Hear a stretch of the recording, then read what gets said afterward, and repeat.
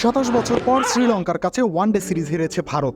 সিরিজের প্রথম match draw করার পর বাকি 2 ম্যাচে হেরে বসেছে তারা। এমন হতাশাজনক ফলাফলের মূল কারণ তাদের স্পিন ভীতি। পুরো সিরিজে 30 উইকেটের মধ্যে 27টি স্বাগতিক স্পিনাররা স্বীকার করেছেন। দলটির ব্যর্থতায় তাই অন্য কোনো যুক্তি না খুঁজলেও হয়।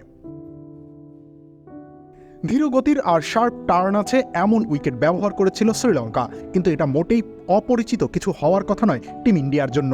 তাছাড়া লঙ্কান ব্যাটাররা যেভাবে স্পিন সামলেছেন সেটা দেখার পরও এভাবে অসহায় আত্মসমর্পণ মেনে নেওয়ার মতো নয়। কুশল মেন্ডিস, আভিষ্কা ফার্নান্দো উইকেটের সামনে খেলার পরিবর্তে সুইপ শটের মারে দুই পাশে খেলার চেষ্টা করেছেন সব সময়, কিন্তু ভারতীয় ব্যাটারদের সেই সাহস বা সামর্থ্য কোনোটাই ছিল না।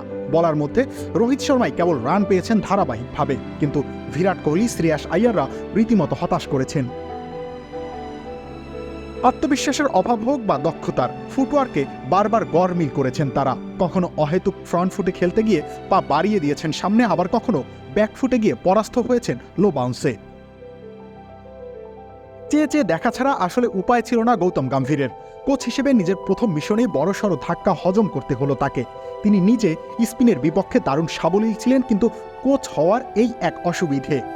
শিষ্যরা মাঠে প্রবেশের পর তার আর কিছু করার থাকে না। তবে পরবর্তী সিরিজে কিভাবে ভুল কতটুকু শুধরে দিতে পারেন এই তারকা, সেটাই এখন দেখার বিষয়। শ্রীলঙ্কা ব্যাটিং বোলিং 2 বিভাগেই এগিয়ে ছিল, ভারতকে তাই উড়িয়ে দেওয়াটা অবশ্যম্ভাবী ছিল। অধিনায়ক রোহিত শর্মা সেজন্যই বোধ হয় অজুহাতের আশ্রয় নেননি, নিজেদের ব্যর্থতা অকপটে স্বীকার করে নিয়েছেন। ভুলগুলো নিয়ে কাটাছেঁড়া হবে সেই অঙ্গীকার অবশ্য করেছেন এই ওপেনার, তবে সেটা সংবাদ সম্মেলনে নয়, বরং ড্রেসিং রুমেই করা হবে। ভারতের পরবর্তী মিশন ঘরের মাঠে বাংলাদেশ সিরিজ, সেখানেই বোঝা যাবে নিজেদের নিয়ে কতটা কাজ করেছেন তারা। রবিউল ইসলাম রনি, খেলা 71।